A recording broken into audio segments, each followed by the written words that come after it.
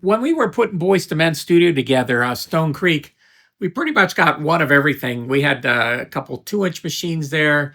We had D88s and we had ADATs.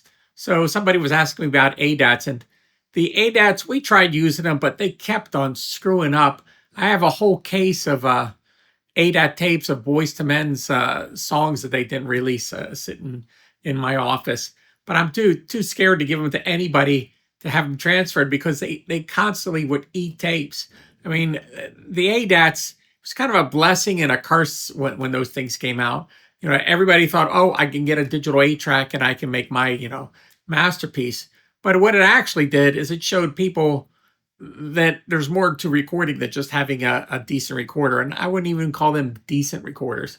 And it drove more business to the studios who knew how to set up microphones and set up a compressor and actually do a mix. And that was kind of the good thing about the ADATs. I mean, they tried different versions of ADATs, and the last one was the M80, which was a big industrial version of the tape machine. I think it was like $4,000 or so. When we had them up at Angel Mountain when I was working up there, and they still weren't working as good as they should.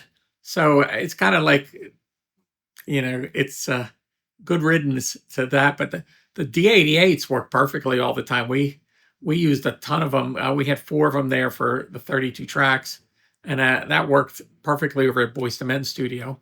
And they actually preferred using those than anything else because it was just so simple to set them up and get going with them. But as far as the ADATs, they were a big deal when they first came out. Everybody wanted them, and slowly people realized the tape mechanism wasn't that good. So